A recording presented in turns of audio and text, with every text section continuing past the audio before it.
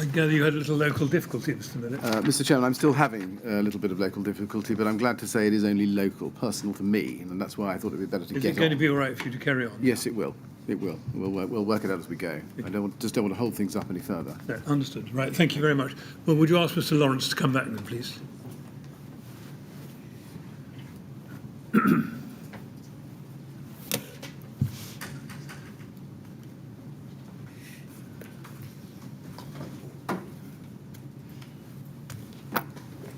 Well, then, Mr. Lawrence, you're ready to carry on? Yes. I'm sorry that we kept you waiting a bit. A little bit of technical difficulty in the room. We are ready to go now, yes. I am, Mr. Chairman. Yes, I apologise, Mr. Lawrence. It was just so everybody knows a problem with my own personal electronic works here. Just a couple of questions, if I may, to go back over some things we talked about before we rose for lunch. You mentioned a website, a construction website, to which you referred, and it's at page 92 of the transcript from this morning. What is the name of that construction website? I think it's IHS. IHS. Is that inside housing, or is that something else? No, I wouldn't have thought so. Okay. Did you ever access that yourself, that website? I probably did from time to time, yeah. You did. Do you know how frequently you did, roughly, during the Grenfell Tower refurbishment? No. No. Very infrequently, I would suggest. What would you use it for? Any technical documents that we needed to check every now and again. Probably to look at building regs, right? But not as a reference. But yeah, very infrequently. But it was a service that was available. Thank you.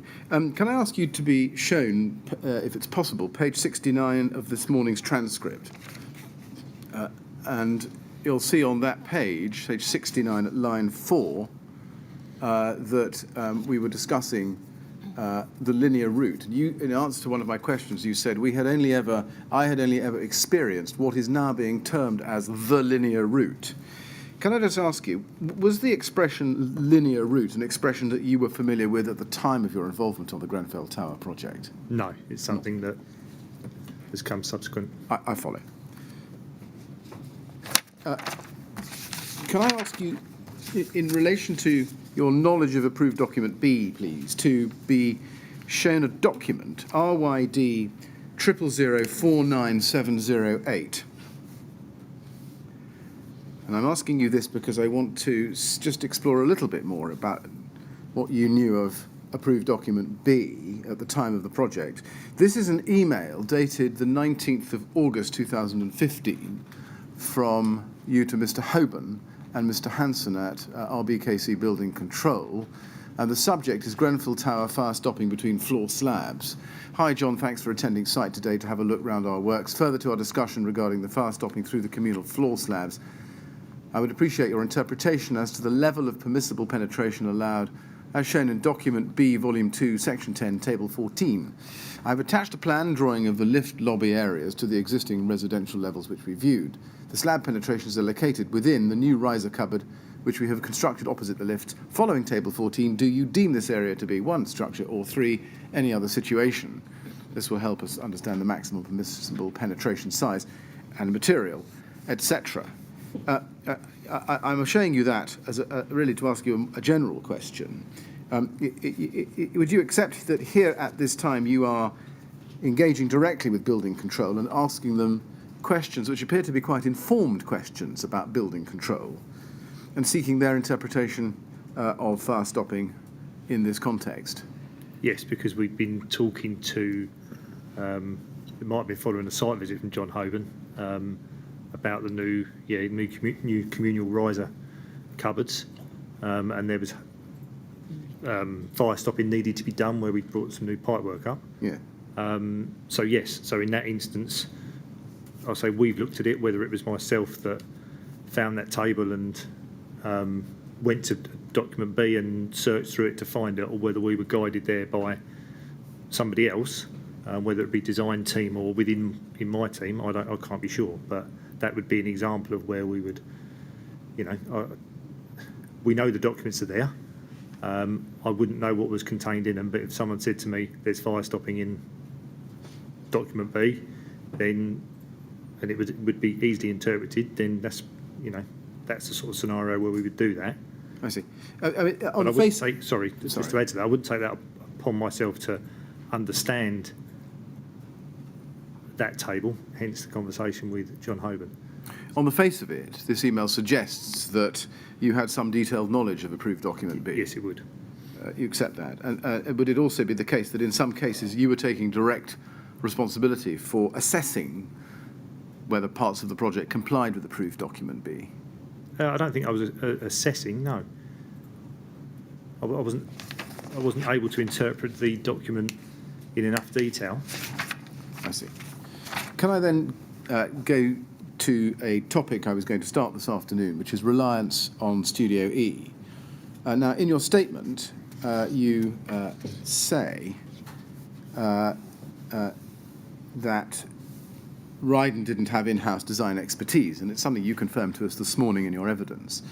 Can I ask you to look at the Ryden company statement, which is RYD 000094236 at page 153, and ask you to look, please, at page 153, para 390 on that page. And you say there, set out above, RML, I'm so sorry, it says there, because this is not your statement, RML would rely on Harley and, following the novation of its appointment to RML Studio E, to advise on the appropriate design for the facade, including for cavity barriers.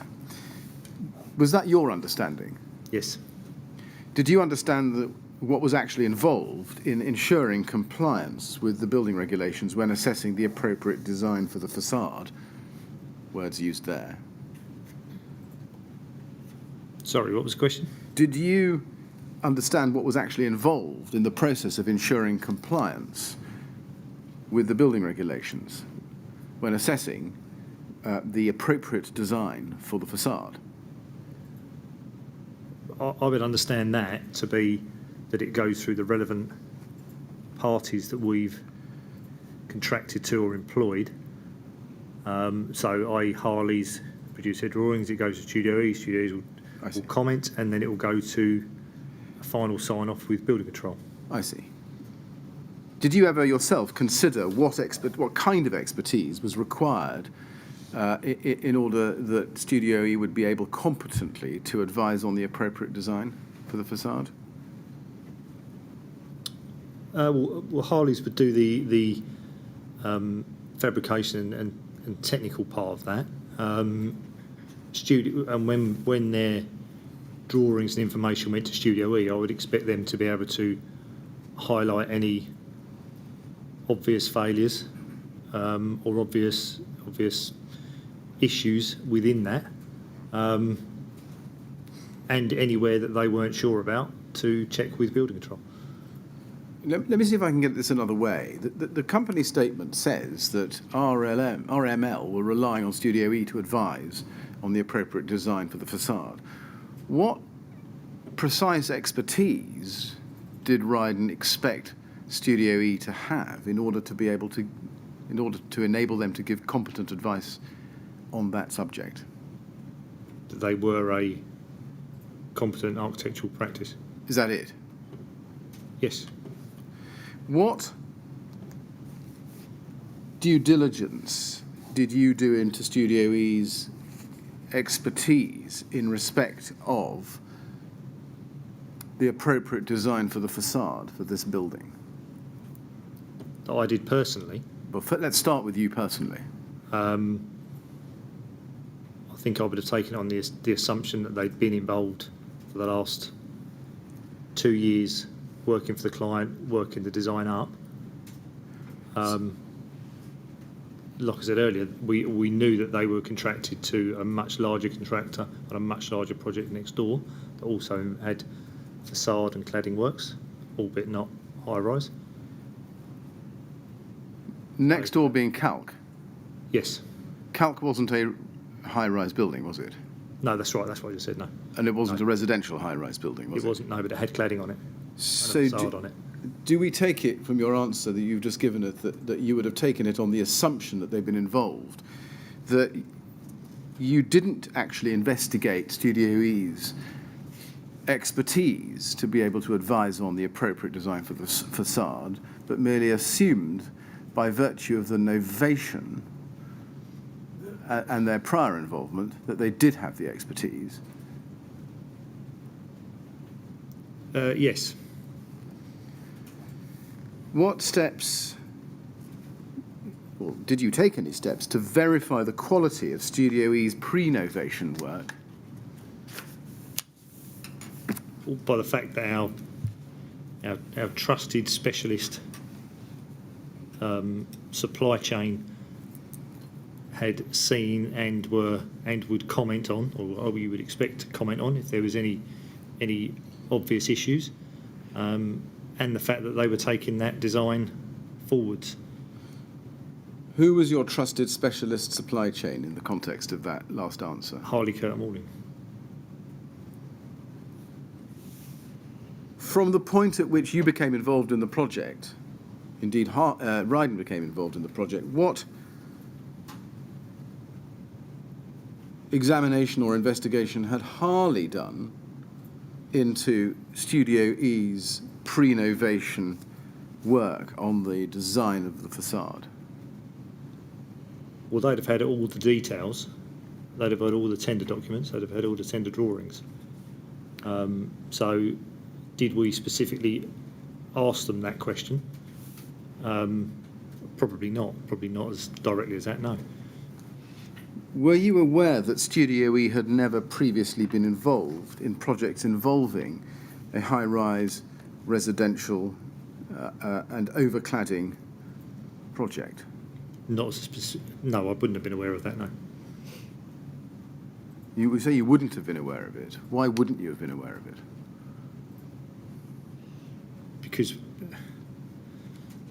Because we didn't answer the question as directly as you've just put it. Was it not important to you taking over the project and becoming the design and builder and having taken over the architectural expertise, as it were, from Studio E, to satisfy yourselves that what Studio E had done so far was not only competent, but something which they had the relevant experience to do? Well, it wasn't a fully developed design, and sorry, apologies for repeating myself, but we had a specialist subcontractor that would be looking at that design and would be finalising that design. Did you ever ask Harley at the start of the project to investigate what Studio E had done, check its quality, and report to you on whether or not that quality of the work up to date was satisfactory? Not in a question like that, no. Why is that? It would probably be assumed. I see. Did you take any steps to satisfy yourself that Studio E had the right people, fully qualified with experience in overcladding a high-rise residential building? No. Why is that? Because for the same reasons I stated previously, they've been working on the project for the last several years. They've been appointed by the client, so you would expect a due diligence there. They were also working with, again, a much larger contractor on a much larger project next door. I think to ask for a specialism in residential high-rise overcladding, I don't know, but I would imagine there are very few and far between architects that specialise in that. Would it follow from that, Mr. Lawrence, and everything you've been saying before that you personally, or Ryden generally, never took any steps to investigate and satisfy yourselves that Studio E were fully conversant with the statutory requirements and related industry guidance about cladding? We wouldn't have asked that question. No, we wouldn't have asked that question. But you would expect an architect to have an understanding of the products that they are specifying and designing. Was there ever a time when you came to understand exactly what experience in overcladding high-rise residential buildings Studio E did or didn't have? Not that I recall, no. Right. Can I just ask you one or two questions about ISO 9001? Have you heard of ISO 9001? Yes. You have. Did Ryden take any steps to ensure that Studio E as opposed to Studio E LLP, so I'm talking about the limited company, Yep. was ISO 9001 registered? I don't know. You don't know. Do you know whether Ryden took any steps to ensure that the protocols of ISO 9001 were applied to Studio E? I don't know. No. Did Ryden's... Can I just say on that, I think I recall that Ryden held that ISO, and if they appointed a contractor that wasn't ISO accredited, that they would work in the guidelines of Ryden's, I believe. Did Ryden have a quality assurance and inspection regime for dealing with subcontractors or novated contractors or consultants? Not that I recall a specific regime for that, no. Was there a system at all in place within Ryden for ensuring that subcontractors or consultants had their own systems in place for quality control? I don't recall the precise one. There may have been a process, a sort of a qualification questionnaire, but I don't really recall, to be fair.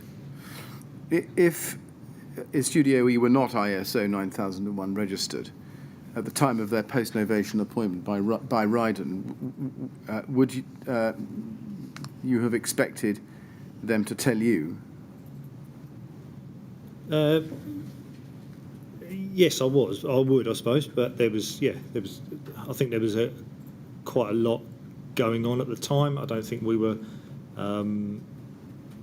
by that I mean, when they changed from limited to LLP or vice versa, I can't remember which way it is,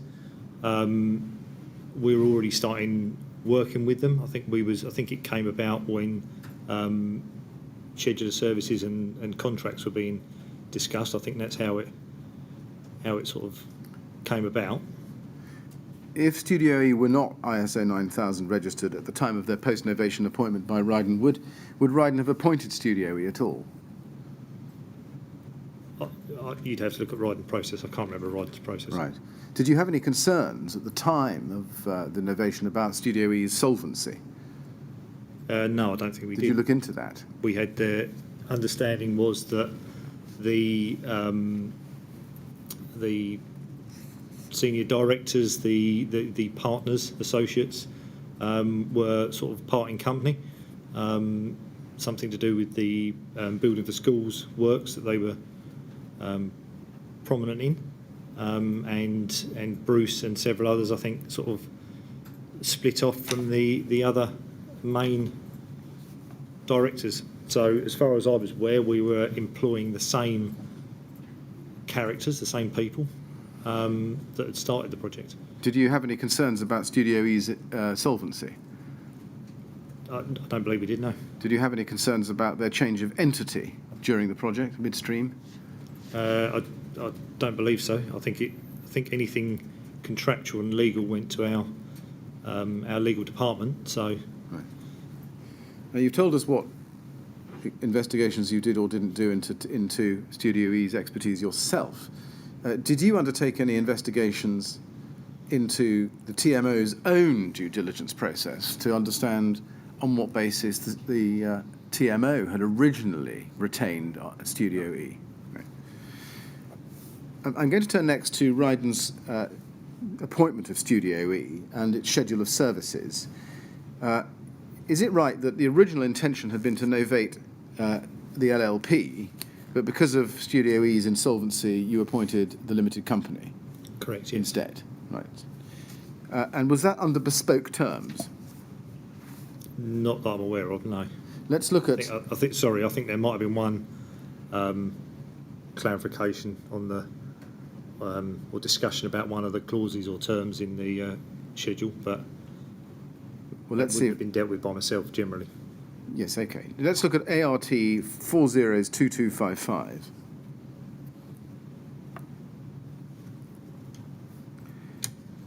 This is the record of the contract induction meeting of the 1st of April 2014, and this is a document to which we're going to return a number of times during our evidence, Mr. Lawrence. It took place at the hub, the network hub, and it took place between noon and 2:15 on that day, 1st of April.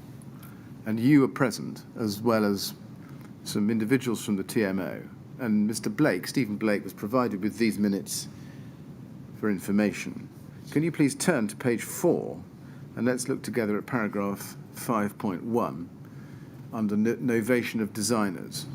Under 5.1 it says, it was confirmed that Studio E and Curtains have been novated to RYD, Ryden. Bruce Soanes and Stefano Strazzullo are the main contacts, respectively. And then it says, under 5.2, SL advised that he will meet with Bruce Soanes to confirm the schedule of services that Studio E will provide. Did you meet Mr. Soanes? Yes, I had an introduction meeting. And did you confirm the schedule of services? It would have been something we would have discussed, but we wouldn't have gone through line by line. It's something that we would produce our standard schedule of services. I would expect Bruce probably took them away, checked that they were acceptable or not, and returned to us. Let's go to RYD 3064706, please. I'd like to look at the email at the bottom of the chain. This is an email chain of the 17th of April 2014. And at the bottom there, this is the email that you sent to SEA Limited, and with it a draft schedule of services. You see that? Yes. And Bruce, please see attached a draft of the schedule of services document that we're proposing to send you. We can discuss further next week. You see that? And then on the 30th of April 2014, at the top of this page, he comes back to you. Hi, Simon. I could have returned this almost immediately. Apologies. I've highlighted my comments. It needs to go to our insurer, and they will need to see the warranty as well. And if we can go to the attachment to that, please, which is at RYD 3014215 at page 3, I just want to ask you about that. The attachment you'll see there, Schedule of Architectural Services. Are you familiar with this document? Yes. And you can see that Mr. Soanes has made comments in the comments box on the right-hand side. And if you look at item 7, it says, obtain building regulation approval for and on behalf of the contractor. You see that? Yes. And Mr. Soanes proposed that it should instead say responsibility for coordinating building control submissions. You see that? Yes. And there were other changes as well proposed by Mr. Soanes, but they relate to issues we're not concerned with, such as things like acoustics. My question is, why wasn't an agreement signed at this stage, 30th of April 2018? Because Bruce has come back with comments, he's checking with his insurers. This document coming back to myself would go to our in-house legal contracts officers for them to take forward and agree any changes or not. Yeah. What happened next? You got this document, his revision. That would have gone to our in-house legal, in-house solicitors. Ryden had in-house solicitors at the time that would deal with the, or contracts officers, you could call them, that would deal with the contracts such as this, and any amendments that are needed to be, or any change that needs to be amended. Yes, and after that, what happened? Do you know? It generally would go to, it generally would stay in that department, and then they would pick up the comments backwards and forwards between Studio E, rather than it come back to me for me to pass to Studio E to come back again, and so they would then talk directly to whoever we were contracting with. Do you know when it was that Ryden finally entered into a binding contract in writing with Studio E? Only from the hearing documents. Well, we'll look at the document in a moment, but it was the 3rd of February 2016. And my question is, can you explain why, notwithstanding the fact that Mr. Soanes had come back to you on the 30th of April 2014 with his comments on the draft schedule of architectural services, that the process of finalising and agreeing that in formal terms was not finalised until more than a year later. I can't tell you why. Almost 2 years later. You've gone to the contracts officers. Was it not your job as contracts manager for this project to pursue the terms of Ryden's agreement with Studio E down to a conclusion? We would be, but I still would be reliant on my legal team to be agreeing these terms. Yeah. And providing that it wasn't affecting progress, payment, or architect saying we're not going to continue working, then sometimes it takes a long time.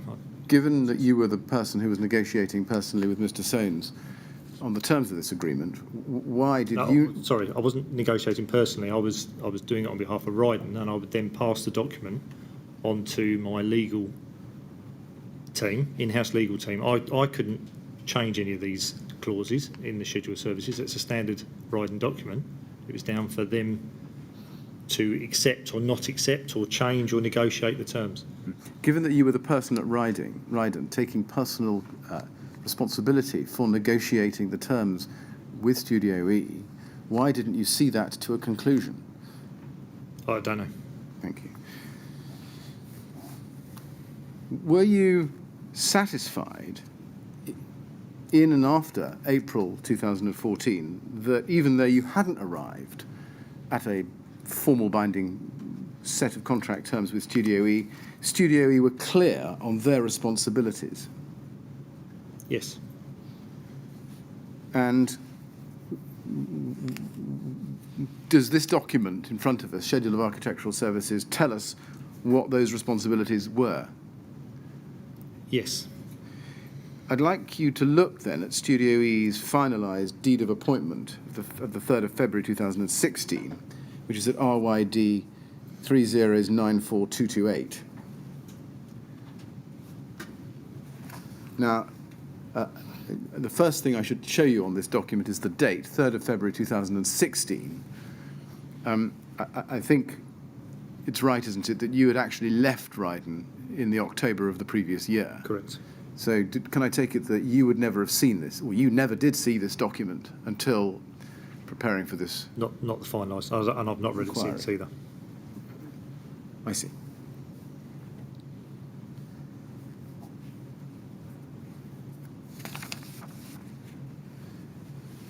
Now, this isn't probably a question for you, but Mr. Soanes, in his evidence before the inquiry, had said that in relation to the contractual negotiation of this document, it had been agreed by Studio E under duress. Can you comment on that, or was this after your time? It's after my time. Thank you. I just want to ask you, although I know you hadn't seen this document, some questions about whether what's in it might reflect your understanding while you were involved. So that's why I'm asking you about it. Can you go, please, to page 3 and clause 2.2?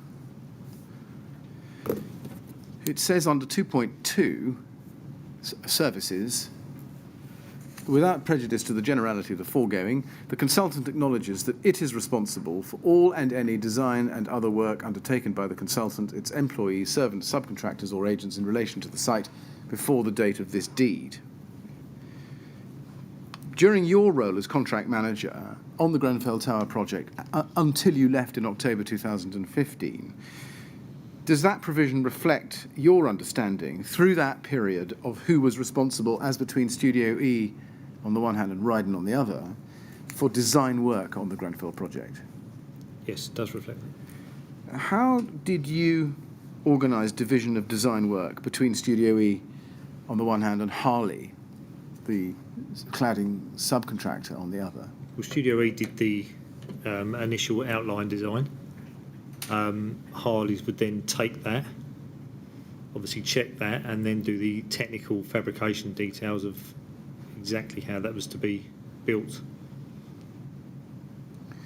How did you understand Studio E's responsibility to Ryden for design to interrelate or correlate with Ryden's ultimate responsibility to the TMO for design?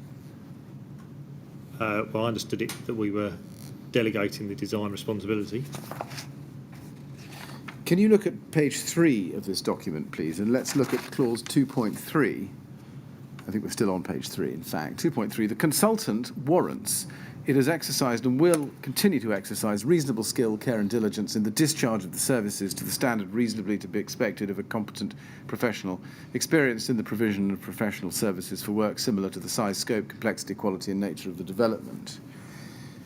Now, for the definition of services, that we go to pages 8 to 9.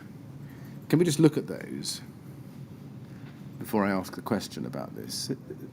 Annex A, Schedule of Services, and I think you need to look at 9, which actually sets out the services themselves. And there is a long list running into the 30s. You see that? My question is, during your time at Ryden on this project, did you see any document like this which set out exactly what Studio E was supposed to do?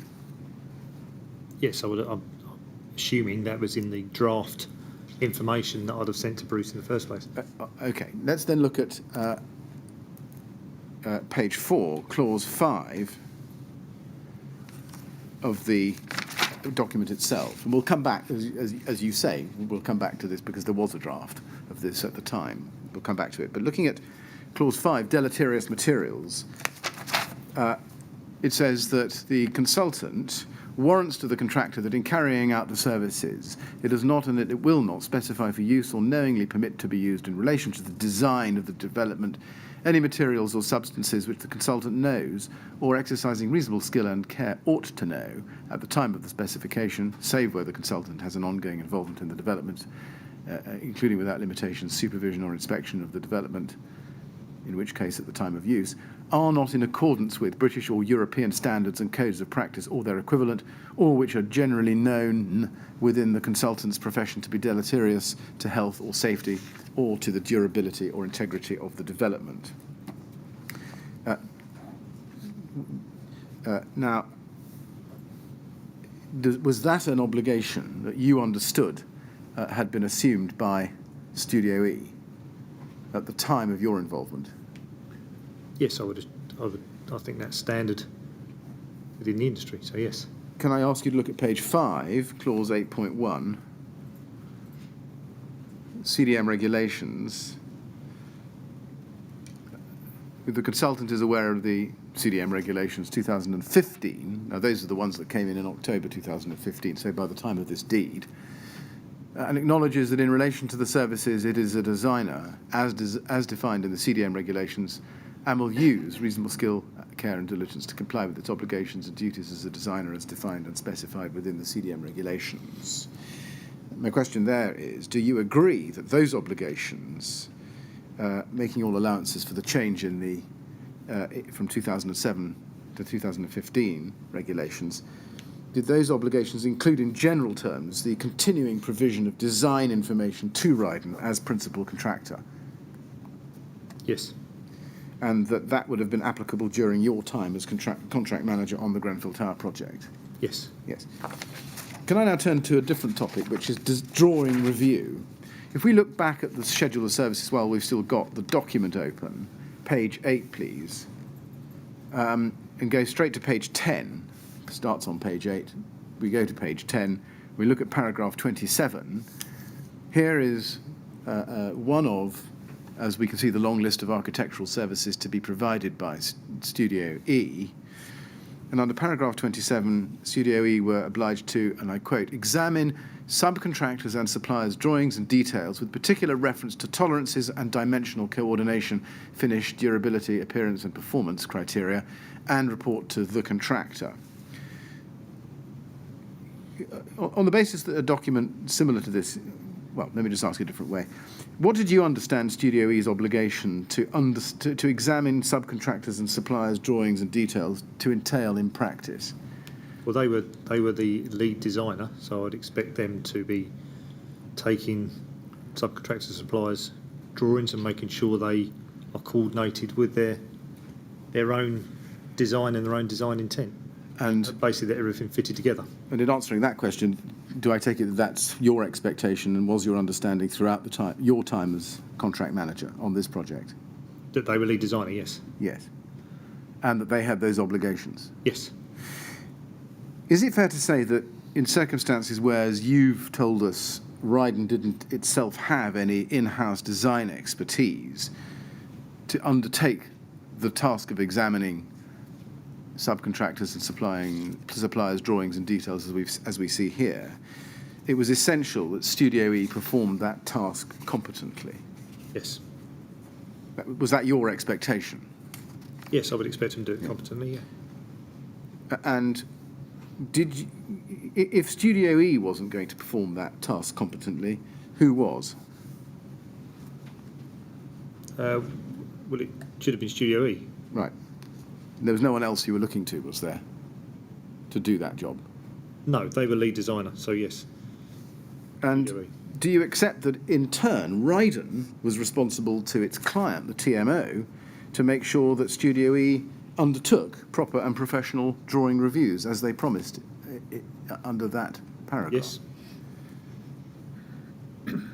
And did you think that in order for Studio E to fulfil the obligations we can see in paragraph 27, Studio E would need to have timely access to all the up-to-date drawings? Yes. And Ryden needed to be in control of that information? We needed to coordinate and put the parties together. I wouldn't necessarily expect all the information to come to us for us to then pass it straight on to Studio E. I would expect us to be copied in, but I would expect the designers to liaise directly as well. That you wouldn't expect them to liaise without you being informed of the fact? Generally, we would make sure that we were copied in. So if there was anything obviously wrong, or one contractor was going in a different direction to another, or the Studio E were instructing something that we didn't feel was correct, then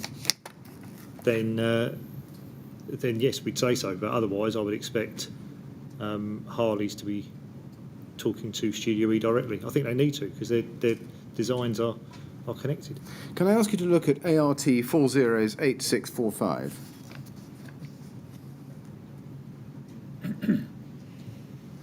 And on page 1 here, at the top, is an email from Mr. Booth, Philip Booth of Artelia, on the 11th of June 2014. They sometimes use American dating there. And the email chain is mainly discussing payment of Studio E's invoices, but please just focus on the last line. I will speak to Claire about the CDA role as we should implement a formal design approval process led by yourselves. And my question is, did you understand at that time that formal design approval process would be led by Ryden? I think what he's saying there is that by Ryden or one of their designers, so the same principle. If Studio E had drawings that need to be checked or approved by the client, and I wouldn't expect them to be sending them to me, solely me, and not including the client. Well, you've introduced a qualification by Ryden or one of their designers. That's not something that Mr. Booth was proposing, was it? Well, when you're saying led by yourselves, is he not talking about Ryden as a whole? Well, you tell me, Mr. Lawrence. It says a formal.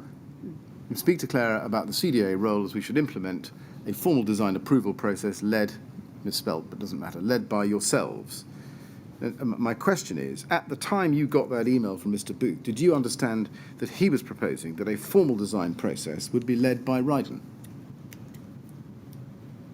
Yes, but when he meant Ryden, I would read by that Studio E and the supply chain, but Studio E particularly as lead designer, would be integral in that process. It wouldn't just be Ryden and the TMO. Studio E are integral in that process. They need to be part of that process. I don't understand quite what you're. Well, I'm just trying to ask you to explain what you understood by this email, and particularly the words led by yourselves. And I think you're telling us that yourselves doesn't only mean Ryden, but it means Ryden and all its subcontractors. Yes. Well, led by Ryden, but Ryden, in terms of design, would look to Studio E to fulfil that for us. So you're telling us, are you, that if the decision were taken to implement a formal design approval process led by Ryden, in fact, it would be led by Studio E? Yes, because they were the lead designer and they were best placed to handle and move the drawings to the client for the approval process. That's not what Mr. Booth is suggesting, though, is he? He's suggesting that the design approval process is led by Ryden, as in you. I don't think you can determine that from... I don't read that the same way as you are, unfortunately. I read that as Ryden and its contracted parties. And if I would read that as that we would speak to Studio E, and Studio E would be part of that process. Now, I want to move to something that Mr. Crawford has said to the inquiry about this topic. Can I ask you to look at his witness statement? It's SEA 301425 at page 16. And I'd like us to look together carefully, please, at what he says at paragraph 37. And he says this, and I'll show you the whole paragraph. In terms of how Studio E worked with Ryden post-contract, we were its appointed architect. I had expected that this would involve providing the usual services set out in the RIBA plan of work, i.e. work stages J, K and L, as they were known at the time, specifically with the role of lead designer and architectural designer. However, Simon Lawrence, Ryden, said to me, in an informal conversation around the start of my involvement in the project, that Ryden tended not to use its architects as much as it might do. As such, he envisaged Studio E's role being more responsive, with Ryden maintaining a greater degree of control over the design process than I would normally expect from a design and build contractor. In that regard, I had less to do for Ryden than I expected. Now, in his oral evidence to the inquiry, Mr. Crawford told us that your conversation with him that he's recording here in his witness statement took place on site around August or September 2014. Do you recall such a conversation? No. Mr. Soanes told the inquiry that he recalled you telling him words to the effect that on more than one occasion, long before the work started on site, that this is what the effect was, and that as a result, Studio E saw their involvement from that point as being limited to responding to specific queries. Do you recall a conversation with Mr. Soanes? The only conversation I recall with Bruce that may be loosely interpreted was in my initial meeting with Bruce, my introduction meeting with Bruce. So I went to Studio E's place of work, sat down and had a meeting, just me and Bruce as an introduction, you know, hello, we're Ryden, etc., etc. And Bruce having some concern, or us discussing a concern about whether we wanted a full snagging and inspection role, and then we very loosely discussed works in and around occupied residence properties, as in I wouldn't expect him in occupied refurbishment projects. There are so many different scenarios in people's homes that I wouldn't expect an architect, as part of the occupied refurbishment section of the building, to be coming into every single property, checking every single property, snagging it for us, picking up any slight nuances in whether a boxing went to the left, to the right, etc. So that's the only thing I can think that they're referring to, but I do not recall any conversations with Neil on site. Okay, I don't think that's in your witness statement. It may not be. No, probably So not. how come you're remembering that now? Is that just Because this has come up and I've had to right, try and recollect what this might be referring to. 'Cause I see. It's not obvious. I see. Do you recall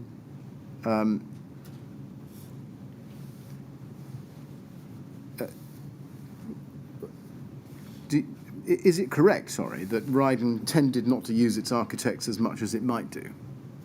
No, I wouldn't have said so. I wouldn't have said it was any different to...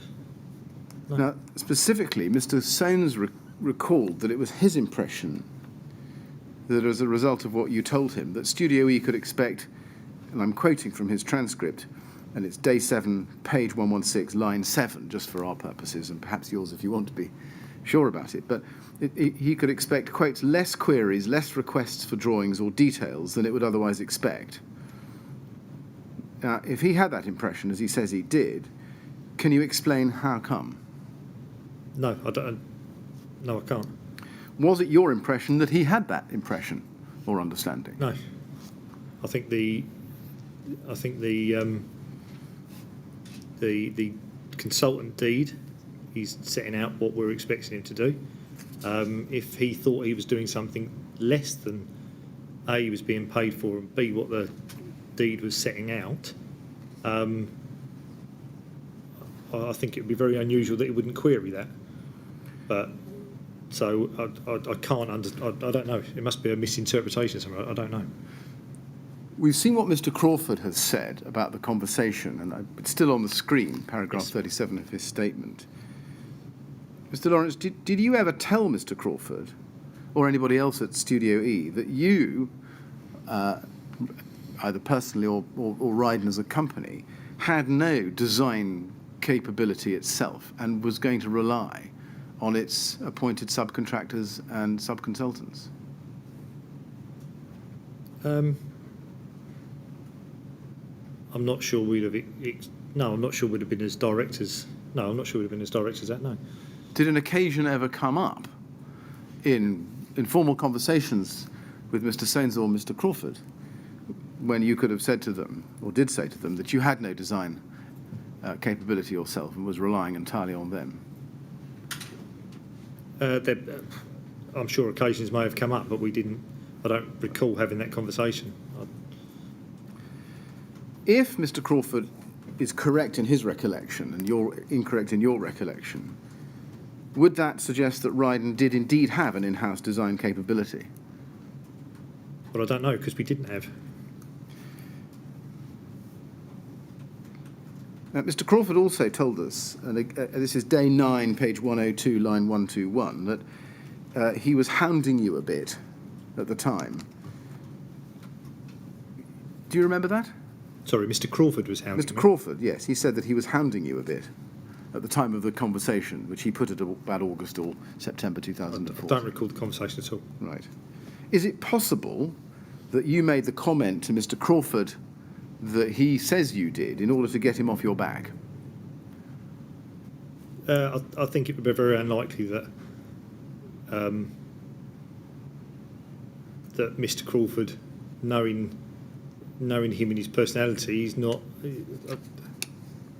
I can't imagine that I would just be getting him off my back with him hounding me, because I don't see that's how the relationship was. So no, I don't think that's possible, and I don't recall the conversation. Okay. In the next paragraph of Mr. Crawford's statement, paragraph 38, same page, in the middle of that paragraph, he says, although I found Simon Lawrence quite hands-on, drawing control was more informal than I was accustomed to, perhaps as I had previously been involved in larger projects with drawing control protocols. Would you agree that you were quite hands-on? That's probably fair. And was the drawing control system managed by Ryden on the Grenfell project informal? It was more informal than my experience now. A lot of others now will use online systems and drawing control specific systems, where Ryden were very much of sort of old school, shall I say. So it wouldn't be as formal as what would my experience would be now. And would it be as formal as what your experience was from other projects at the time, from 2014, Yes. 2016? It'd been in line with previous projects. I see. When drawings were issued by subcontractors such as Harley, can you explain the process which then occurred, which enabled Studio E to assess and ultimately to approve those drawings? So someone like Harley would send their drawings directly to Studio E. Like I say, we would be copied into those drawings as well. Studio E would then take them, would then comment them and give them a status for Harley's to amend if required, or not if they were acceptable for construction. And what was Ryden's role exactly in that process? Coordinated two parties, I see. making sure the flow of information between the two parties was happening. When you say at line 11, as you just have, we would then comment on them and give them a status, what was the nature in general of your comments? Of Ryden's comment, my comments? Yes. Our comments would only be about buildability, and if there was anything obvious about buildability. I see. And you say you would give them a status. What sort of... I wouldn't give them a status. Studio E would give them a status. Oh, I see. Well, you say you've told us that Studio E would take them. We would comment on them and give them a status for Harley. That's Studio E's. That's not my I see. All right. document on the screen. That's Studio E's, I believe. I think it's Neil Crawford's, isn't it? I was reading from the transcript. Did you expect Studio E to approve drawings produced by Harley? Yes, I think approve is a term that's probably going to come up with some question, but yes, I did. And did you regard their approval as final, or did you regard Ryden's approval as final? I regarded their approval as final, save for the fact of building control. Building control? Yes. Right. And the What about buildability? What if they'd said something was approved, but you thought it wasn't buildable? What would then happen? Then we'd have a conversation between the three parties as to what element wasn't buildable. There would be less, I'll just stress on the Harley's works, we wouldn't take less of a role necessarily, but we would, Harley's were not only designing, they were also building their own design. So buildability in this sense for Harley was less of a concern for Ryden and myself. Who did you consider was in ultimate control or had ultimate responsibility for the drawing control process? Well, ultimately Ryden are responsible for the design, but I would expect the lead architect or the lead designer to take control of that process. Given your understanding of Studio E's obligations to Ryden and Ryden's obligations in turn to the TMO, did you take any steps to ensure that all drawings were distributed to Studio E? All the drawings that I'm aware of came in and went to Studio E. Yes. Yes. What steps did you take to ensure that happened every time? Well, Harley's wouldn't proceed unless drawings were approved. There'll be drawing issue sheets on record.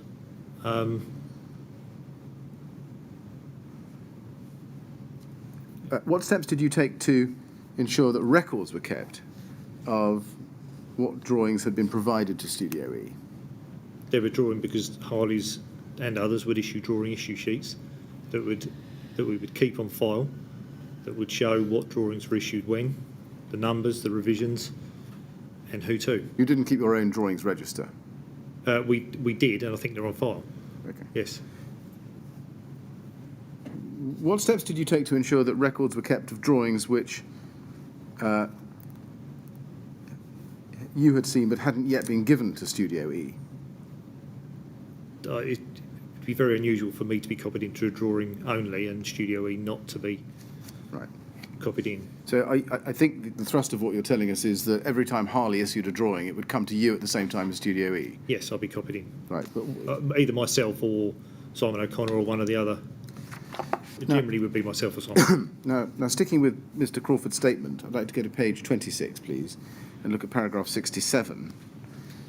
He says there that, you see that, at the bottom of page 26, he comments on the drawing management system, and he describes it as ad hoc. Do you see that in the middle of the paragraph? He says, the smaller project, it's not uncommon to have an ad hoc drawing control system, as was the case here. Which is what I, sorry to interrupt, that's what I was explaining earlier with. Yeah, and then he goes on, however, with a project this size, I would have expected Ryden to have implemented an electronic drawing control system, which I had often used on previous projects. I do not know why Ryden did not implement such a system for the project. Is it right that Ryden hadn't implemented such a system for the project? Correct. And why is that? In my experience, that wasn't, with Ryden, that wasn't a usual type of system that they used. Who? Who's the they? Studio E? No, Ryden. I'm not sure I understand your last answer. You're asking me why we didn't have an electronic drawing control system. Yes. Well, understanding of that, there are online portals, is probably the best way of describing it, as document control, which quite often large contractors use. Ryden didn't use such a portal. It's probably the. Yeah, and why not? We would.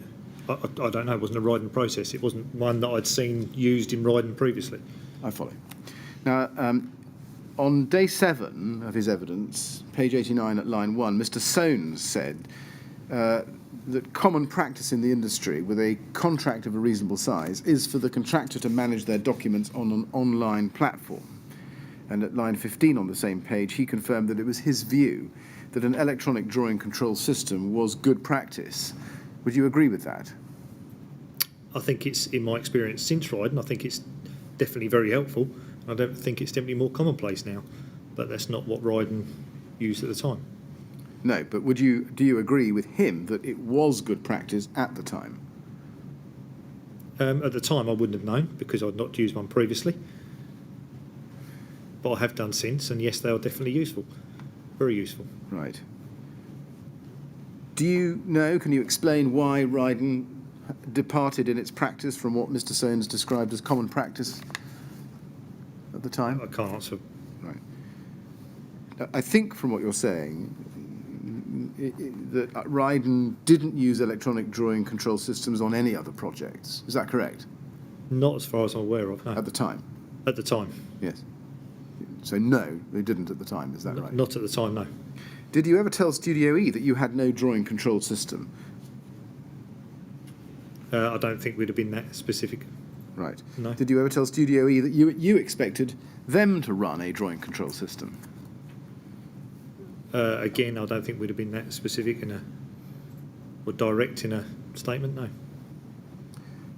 What steps did Ryden have in place to review the ongoing performance of the drawing control systems that were being used, so that if you needed a more formal one, you could introduce it if needed? Well, I wasn't used to a more formal one because, in my experience at Ryden, we hadn't used a more formal one, and I believed we were acting as was my experience at Ryden.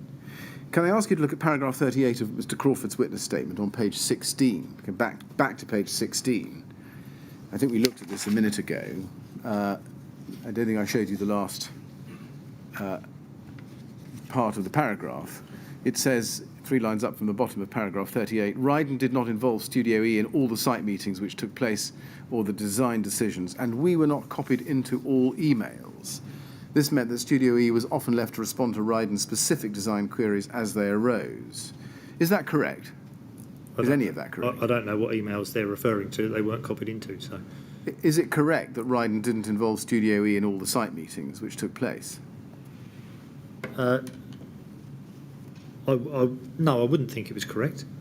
It depends how far you go down. If we were having a an M&E specific meeting, then Studio E probably wouldn't be there.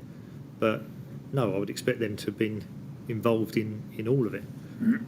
Is it correct that Ryden didn't involve Studio E in all design decisions? I think we did. Mr. Crawford says that Studio E were not copied into all emails. Was that your experience? Not as I recall, no. He then goes on to say this meant that Studio E was often left to respond to Ryden's specific design queries as they arose. Is he right about that? Not as far as I'm aware, but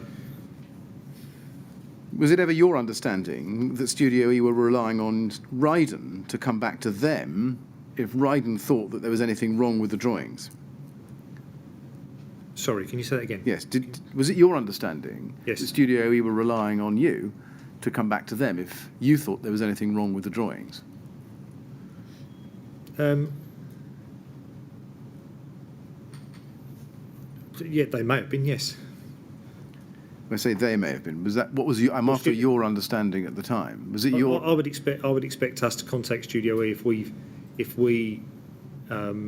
there was anything obvious in the drawings that we weren't happy with for whatever reason. Then I would expect us to raise that with Studio E. Yes. Yes, I see.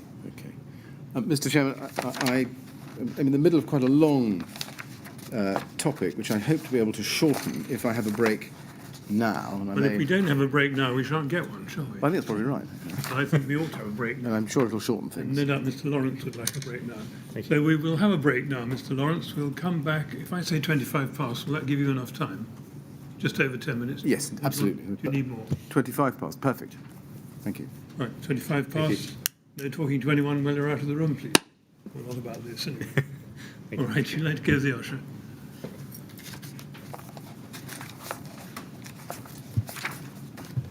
All right, 25 past. Thank you.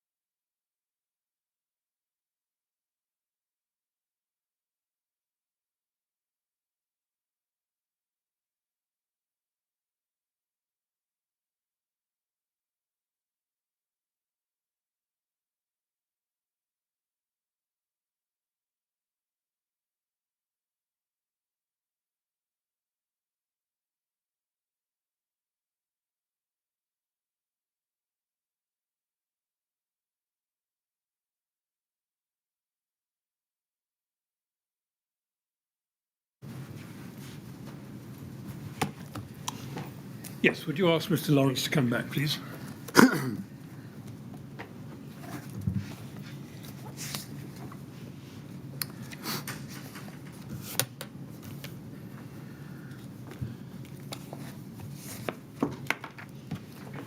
Right, Mr. Lawrence, happy to carry on? Yes, thank you. Mr. Lawrence, you. can I ask you please to go to your own witness statement now? RYD 000094220 at page 10. And I want to show you paragraph 51 on the fifth line. In the fifth line there, you say, although I have no expertise or qualifications as a designer, my experience as a construction manager meant that if I saw something that was obviously wrong, then I would challenge that, and I would have expected the rest of the Ryden team, and indeed all of those involved in managing the project, to do the same. See that? Yes. When you say obviously wrong, does that mean obviously wrong with Studio E's design? Could be with any design. So Studio E's, Harley's, any design? Yes. What would you count as an obvious error? If you showed a cladding panel with no brackets, yeah, anything sort of obviously Wrong. wrong. Yeah. How about showing a material on the as-built drawings that was not actually on the building as built? Would that be an obvious error? I hadn't seen the as-built drawings, so No, but if you had seen the as-built drawings, if it was if it was obvious, then yes, that would be you'd expect to pick that up. yes. What I'm really asking you is obvious to a specialist architect or designer, or obvious to you, or you either you personally or you at Ryden, you as Ryden. Well, the degrees of obviousness would obviously be different from an architect to Ryden. Precisely. If you, yes, I think if you saw an as-built drawing and there was something that was on there that wasn't on the building or vice versa, and it was obvious, then yes, of course you'd flag it up. Mr. Lawrence, maybe I'm a bit naive Obviously. about this, but I understood you to mean, whatever your precise choice of language, that if you saw something which you thought was wrong, you would raise it. Yes, Is that really what you're trying to say? that's a much better way of putting it. Thank you. So if you saw something that wasn't compliant with the building regulations, you'd raise that. If you If I realised knew, it then wasn't. yes, of course, yes. What about errors that were not obvious, as in obvious to you? Was there anybody at Ryden who would pick up such errors? But Ryden, no. No. In the light of that, how did you expect Ryden's ongoing review of design to spot deficiencies beyond those which could be called obviously wrong, as you've just explained it? In other words, obviously wrong to you. I wouldn't expect them to be able to do that. You wouldn't. No. Can I ask you then to look at Mr. Crawford's witness statement again, SEA 000014275, at page 17, paragraph 41. And he says, in the second line, a key concern for me through the construction phase was to maintain the integrity of the architectural intent established at planning and tender stages. This did not necessarily involve commenting on the finer detail or technical aspects of designs or the selection of materials, but was from the point of view of architectural intent, which covered aspects such as siting, spatial arrangements, amenity, tolerances, dimensional coordination, the appearance, proportions, colours, or finishes of the products. I would comment as to whether drawings provided by others were compatible with the architectural intent and address or highlight any implications or clashes that might need to be considered to ensure the architectural intent was preserved. Now, I quote that to you at length. Mr. Crawford was asked about that passage in his oral evidence, and we don't need to look at it, but just for our note, it's day 9, page 91, lines 2 to 6. What he did say was that it was standard industry practice that architects would comment only on architectural intent, and he believed that Ryden understood that. Now, that's what he said. To what extent is what he says in his statement I've just read to you an accurate reflection of what you understood the scope of Studio E's role to be? I would say that was his primary purpose for looking at drawings and reviewing drawings would be to make sure it is in accordance with his overall or their overall design. But I would also expect an overview of compliance where he, again, probably where it was obvious. I would expect him to have a basic, or architects to have a basic knowledge of the building regulations. So again, if there was something that was obviously wrong, then I would expect it to be picked up before it went on to building control. Had you ever heard the expression architectural intent before your involvement on the Grenfell project? Yeah, I probably have, yeah. What was your understanding about what that meant? It means that they're doing the overall architectural intent means the overall sort of picture and design intent. So the we want a building to look grey and be overclad, or whatever it be. Had you ever had experience of the subcontracted architect on a project saying that their role was limited to checking whether drawings conformed with architectural intent? No, I don't recall so. So was this the first time? That would be, yes. I don't.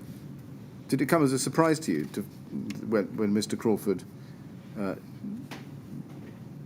Did Mr. Crawford ever tell you, in terms, that Studio E's role was limited to checking drawings for architectural intent? No, not I'm aware of. No. He goes on in the same paragraph, 6th line from the bottom. He says, if I spotted a clear and obvious error when reviewing drawings for consistency with architectural intent, I would raise a comment for the designer to address. An architect may not have the know-how to identify technical errors in the designs and/or specifications of a designer of another specialist discipline unless the error is of a kind that would be manifest to an architect. Now, Mr. Soane's evidence was that Studio E was not engaged to confirm compliance on anything, and that's day 7, page 122 at line 6. Do you accept that? No, because I don't think that's in accordance with their schedule of services. Did you? Whether they'd be able to do that in-house or whether they would use building control or another, that may be a different matter. And looking back at what Mr. Crawford says in those last 6 lines of his witness statement, where he says, if I spotted a clear and obvious error, etc., was that your understanding of the time of how he saw Studio E's role?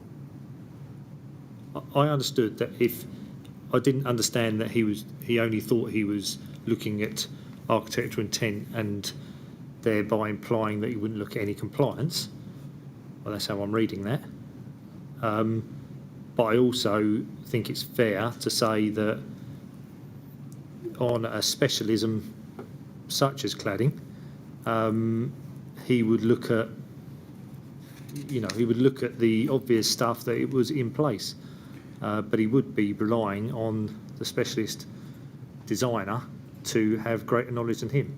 Did Studio E ever tell you or say anything to you to make you think that Studio E did not have the expertise to examine any of the subcontractors' drawings and details on this project? No. Did they ever tell you or say anything to make you think that they couldn't comply in any respect with paragraph 27 of the Schedule of Architectural Services we looked at earlier on? No. Did they ever tell you or say anything to make you think that their services set out in that schedule of services were in practice to be limited in any way? No, I think the only comment from what I'm aware is about the comment about the builder control sign-off. Just to avoid any ambiguity on our part and your part, when I say that schedule of services, I mean the one that was attached to the 17th of April 2014 email, which Mr. Soanes commented on the 30th of April 2014, rather than the one necessarily signed later. But So- this so- is the same thing. Well, it is the same thing, but so we've sent him a schedule of services that is Ryden's template. He's made comment and disagreed and wants some words changed on one particular element. So, but the rest of it, I'm assuming, stayed the same. Yes. And I think you're agreeing with me that he never told you anything, and nobody at No. Studio E ever told you anything to the effect that they didn't have the wherewithal to carry out those obligations. No, that's correct. Does it follow from that you expected Studio E to have the design expertise to review a subcontractor's drawings and report to you Yes. throughout the project? Yes. Can we look at paragraph 54 of Mr. Crawford's statement, page 23? And he says, in relation to Studio E's involvement in assessing Harley's drawings, from time to time, Harley asked me to comment on a drawing or set of drawings. I discussed this in the context of specific drawings further below, but in summary I would then usually send back some observations commenting on the architectural intent. I would then record my comments on any particular drawing using a stamp describing the documents as status A, B or C of the status. The meaning of status A, B or C is a convention which is widely used and commonly understood in the construction industry. It essentially meant what was stated in the wording on the stamp. And then he goes on to explain what was on the stamp. A conforms to architectural intent. B conforms to architectural intent subject to incorporation of comments, revise and resubmit for A status. C does not conform with architectural intent, revise and resubmit. Now, under item 27 of Studio E's schedule of services that we looked at earlier, we can look at it again if you like. Studio E was obliged to examine subcontractors and suppliers' drawings and to report to the contractor. We take it from me, it says that, but if you'd like to look at it again before I ask you the question, we can. Is it fair to say that the management of that process fell within the remit of your role as contract manager? The management of the process of examining subcontractors and suppliers' drawings and reporting to the contractor. In other words, as contract manager, it was your job to make sure that Studio E did what it said it would do and report to you on those matters. Yes, that's what I would expect, yeah. Yes. To me or the team, but yes. How did you manage that process? By communication with Studio E and Harley and others, design team meetings. Other than the emails that we've seen, and we can look at in detail, what records did you keep of the reports made to you pursuant to that contractual obligation? I think reports would come by exception, so we would only get comments, emails, if there was anything wrong, rather than confirmation that everything was right every week, month or otherwise. When Mr. Crawford used the A, B or C stamp and sent the drawings with those markings on them back to you, did they come back from Studio E to you in the first instance, or did they come to you for onward transmission to Harley? In other words, were you a conduit? No, I think generally in this case I was, and would be normal with especially subcontractors taking on design, I would be probably copied into the emails, as would the site team, I would imagine. But it would be copied in. It would be a free flow of information between Harley's and Studio E. You saw, presumably, when these drawings came through, the A, B or C stamp on them. Did you see? Yes, I would have done. Would Yes. I have opened every drawing? Probably not, but No. yes, I would have done. Was this project the first time you'd ever seen a stamp applied like that by an architect? No. You've seen it before? It's, A, B and C is, in my experience, common practice.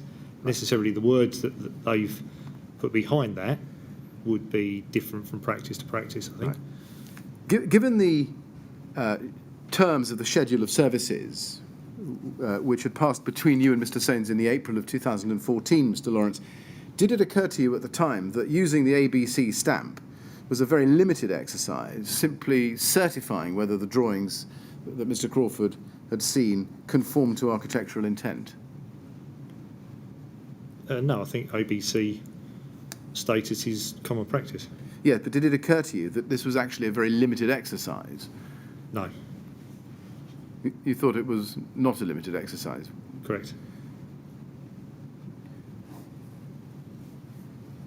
Did you address your mind to the question of whether in judging the drawings A, B or C and applying the parameters that the stamp says, that Studio E were not reporting to Ryden as contemplated by paragraph 27 of the Schedule of Services, which required them to examine the supplier's drawings and report to the contractor? I didn't pick up on the reporting part that you're Right. saying, no. Does it follow that, in fact, it didn't occur to you that in not asking Studio E to go wider than A, B and C and wider than architectural intent certification, Ryden themselves might be at risk of failing in its obligations to the TMO? No, I didn't notice that. I think ABC is standard practice. Mr. Crawford goes on at paragraph 55 on the same page to say, paragraph 55, page 23, in my opinion, it was technically incorrect for Harley to ask me to approve a drawing. Specialist packages such as cladding, lift, stairs, etc. would be completed by and the primary responsibility of specialist subcontractors. We comment on their drawings only from the perspective of architectural intent. Was it your understanding at the time of the project that Studio E had no responsibility to check a drawing from any of your specialist subcontractors beyond ensuring that it complied with architectural intent? No, I would expect them to look at architectural intent. I expect them to look at coordination with other contractors, if there was any, and pick up any deficiencies in compliance. Did you ever have a conversation with Mr. Crawford about the limitations on the scope of his role as an architect in examining subcontractors' drawings only for architectural intent in this way? No.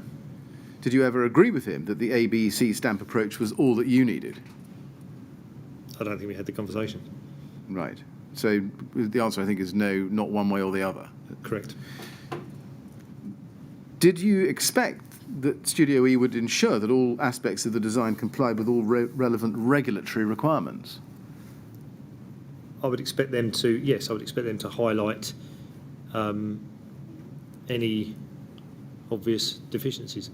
If all that Studio E was doing when looking at drawings was marking them A, B or C for architectural intent, would that not have indicated to you that they were not checking the drawings and designs for compliance with relevant regulatory requirements?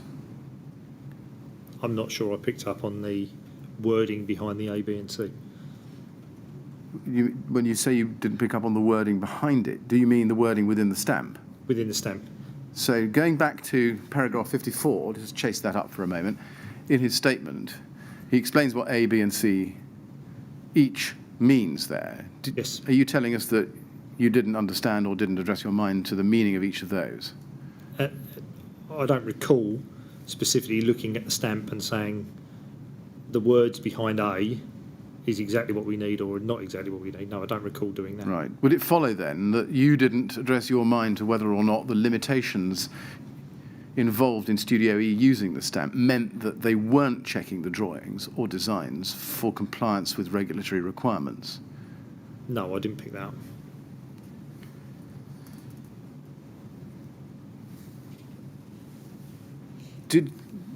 Was it Ryden that was approving all drawings for construction? No, with Studio E. I see.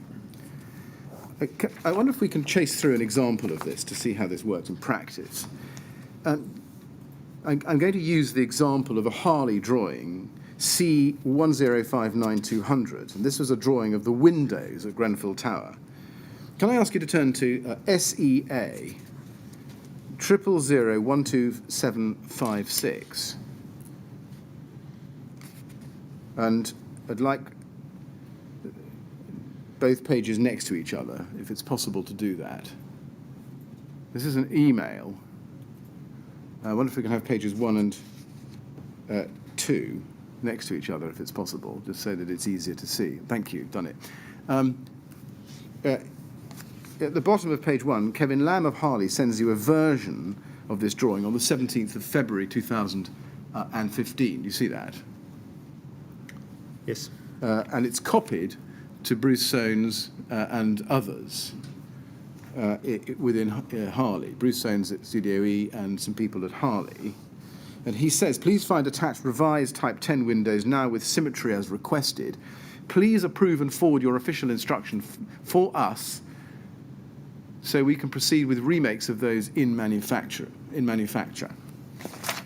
And so this is Kevin Lamb asking you, Mr. Lawrence, to approve the drawing for construction, isn't it? He is, yes, and in turn Neil Crawford picks up the comments regarding the drawing, which I would expect him to do, because I would have only forwarded that to Neil had it have come to me only. But instruction for manufacture would come from Ryden. So I would expect Neil Crawford to be saying, yes, this is what we want, yes, this is correct. And then if there needed a separate instruction for Harleys to proceed with the remakes, then I would expect that instruction to come from Ryden. I mean, on the face of it, Mr. Lamb is asking you, Mr. Lawrence, to approve and forward your official instruction so as to proceed with manufacture. I think that's just email etiquette. I think he's put me in there as effectively his client, but he's copied everybody else in. Well, it would only go to, all I would do, if that had come to me only, would pass that straight to my lead designers to check the design. but he was asking you to approve the drawings for construction, wasn't he? That's what the email effectively asks you personally, or not personally in your personal capacity, but you personally at Ryden to do. Correct. Yeah. So when you said earlier that Ryden wasn't approving all drawings for construction, it was Studio E, do you think that was quite right? Looking at this as an example. I think this is the way the email was put together from Kevin. I don't think that takes anything away from what I said earlier. Well, let's have a look. Page 1 shows Mr. Crawford's reply of the same day, attaching a drawing with his comment on it. You see that? He says, "Hi, Kevin, please see attached comment, regards Neil." Now, you can't see that there is an attachment to that, but there is, and it's SEA 403093, please. And this is when we see it, a drawing which from the bottom right-hand corner, if it's blown up a bit, you'll see is dated the 20th of August 2014, and from the middle box, it's revision G, 17th of February 2015. Do you see that? Yes. And Mr. Crawford has added the Studio E rubber stamp on the right-hand side and ringed B there. Yes. Meaning that the drawing was only approved in relation to design intent subject to incorporation of comments, and that the drawing should be revised and resubmitted for Category A status. Yes? Yes. That's what it says. And he's also added a comment that the right-hand window in the middle of set of 3 windows should open in the opposite direction, and he marked the amended direction in red. Can you see that? Correct. And then it says approved for construction. Do you know who added the stamp or put the stamp on approved for construction? I think that's part of a Harley. I think that's a Harley drawing. Sorry, I know it's a Harley drawing. I think that's a stamp Harley put on their drawing. I see. And is that a stamp that Harley put on their drawing habitually before or after? You wouldn't think it would be before. I would say that's an error, but it's obviously not been picked up. So customarily, would the approved for construction stamp go on before or after the Crawford architectural intent stamp? You would expect it to go on after. You would. That's logical, but I'm asking you for what happened as a routine practice on this project. I don't recall. Right. Can you explain how come approved construction went on in this instance before Mr. Crawford's architectural intent stamp? I can't tell you why. You'd have to. Let's chase the emails through, going back to it. Later the same day, going back to SEA 30127758, let's flip back to that. SEA 30127758. Mr. Lamb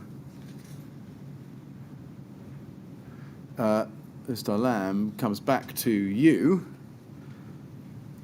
and says, "Hi, Simon." Sorry, it doesn't say hi. Importance, hi. Simon, the window mods are now approved by Neil as attached, so all we need now is your official go-ahead to proceed. Now, the email attached another drawing, the next revision. Can we look at that, please? It's SEA 000-12760.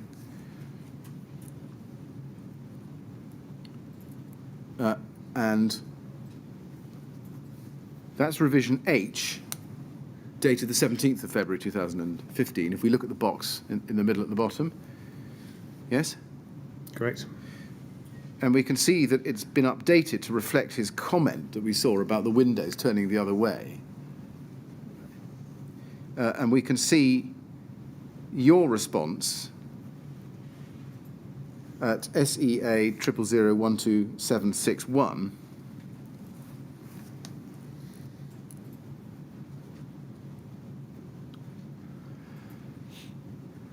So, from you to Mr. Lamb, 17th of February 2015, later in the day. Hi, Kevin. Neil has completed his comments and is happy, so you can proceed. Thanks, Simon. Now, I've shown you that. Is it fair to say, looking at all of those, that these documents show the general procedure followed for the approval of design revisions? And just tracing it through, the relevant subcontractor would contact you and possibly Studio E as the first stage. Yes. Okay. Yeah. And if Studio E hadn't been included on that communication, then the drawing would be sent on by you to Studio E. Correct. And then the next thing, is this right, that Studio E was then left to comment on the drawing as it saw necessary? Correct. With the architectural stamp, yes? Correct. And then once Studio E's comments had been accommodated, so the architectural stamp and any comments such as the changing of the direction of the windows as we see here, Ryden then would consider that the design had been approved for construction and confirm that to the relevant subcontractor. No, I don't think that's typical. That's not typical. I think that's something that probably Kevin and maybe some from Harley's did. They were expecting I read that they're expecting an instruction over and above the architect to cover themselves, I would suggest, in that one. But we wouldn't be instructing them to. There would be no instruction unless there was a instruction under the contract to change something that they were already deemed to do. So, as in the windows were changed at a point in time, and this may have been a drawing relating to the complete new window design, and therefore needing a contractual instruction to provide more money or whatever. So, just in simple terms, what made what in this run of emails was exceptional? Yeah, I wouldn't expect a drawing to be sent to me. I wouldn't expect a drawing to be approved by Studio E, come back to me for me to issue an formal instruction to the subcontractor to proceed. No, I wouldn't expect to be doing that.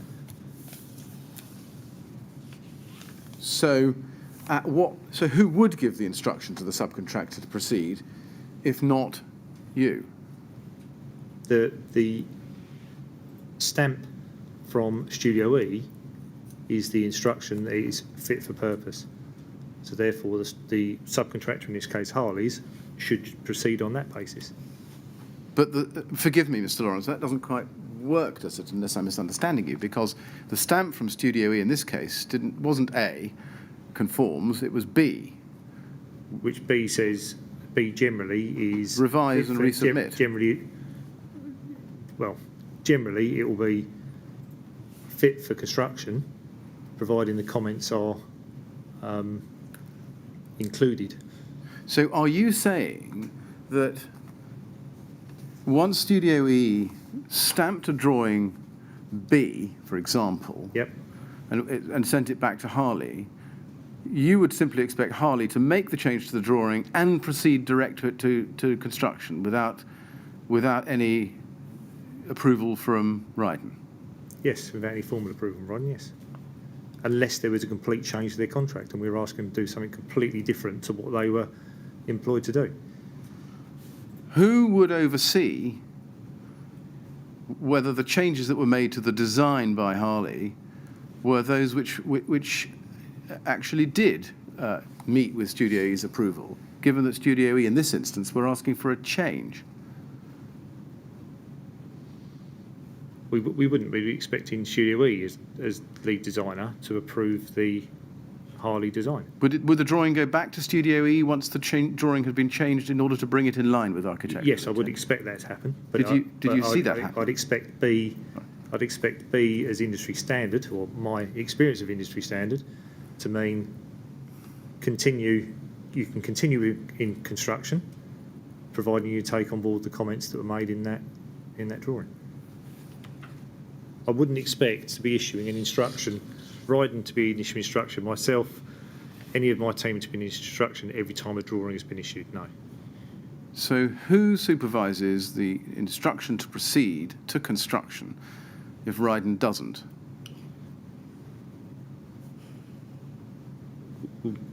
Studio E. Studio E?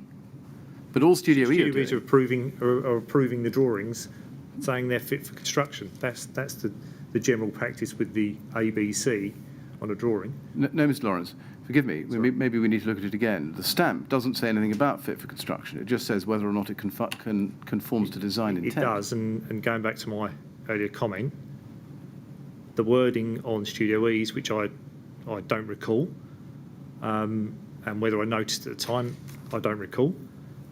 And if you looked at other architects' comments, they would have different wording. They'd still have the ABC, but they'd have different wording against it. But the practice is that the lead designer would approve the drawing that it is fit for construction, and then the subcontractor would take that as approval and would then construct. Let's just see if we can trace this through without the Ryden involvement. After the stamp had gone onto the drawing and it was sent to Harley to amend, effectively, to bring it within architectural intent, and after Harley had amended it, what would then happen to that drawing?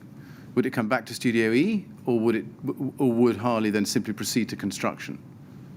I would expect both. I'd expect Harley to proceed to construction, but I'd expect the copy to be updated so there was a revised copy back to Studio E. So in that instance, who was giving the instruction to Harley to proceed to construction? Was it themselves? It was Studio E. We've been round this boy I know. before, but Studio E don't give an instruction to proceed. They simply certify the drawing as compliant with architectural intent. By doing that, they're saying that it's fit for construction. Please proceed.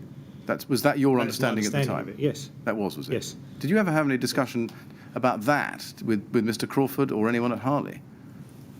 No, because if everybody hadn't have been cognizant of that process, then nothing would have got built. Everything would have just sat there, and Harley would not have proceeded at all until they got a formal instruction for every single element of works, which was not the case.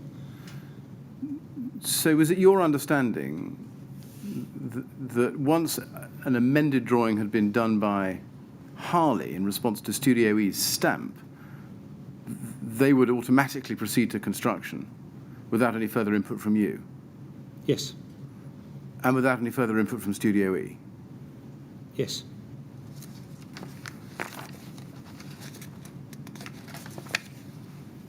Mr. Chairman, I'm going to turn to a similar topic, but a few questions on specific issues with drawing control, which I could probably finish in 10 or 15 minutes and then get on to another topic, which I was hoping to get to. I can by the end of the day. understand your desire, no doubt other people's desire to keep this moving, but I have another matter to deal with fairly soon.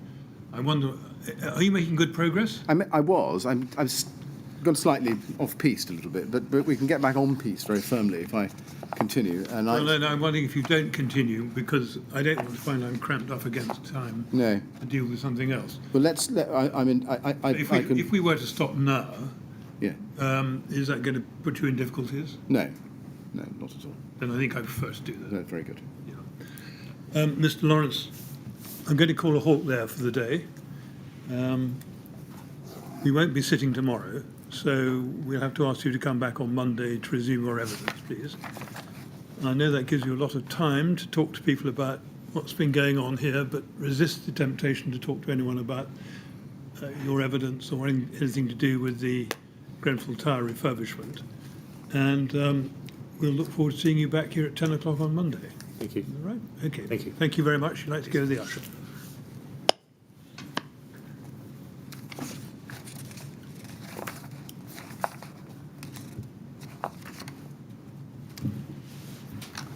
Right, I'm sorry to stop you at that point, but I think it's the wiser course. Yes, no, Mr. Chairman, I don't think It doesn't cause any difficulties. I don't believe so, and it may be that I can shorten things a little bit overnight. Does sometimes happen. Sometimes it does, not very often. All right. Thank you very much. 10 o'clock on Monday then, please. Okay.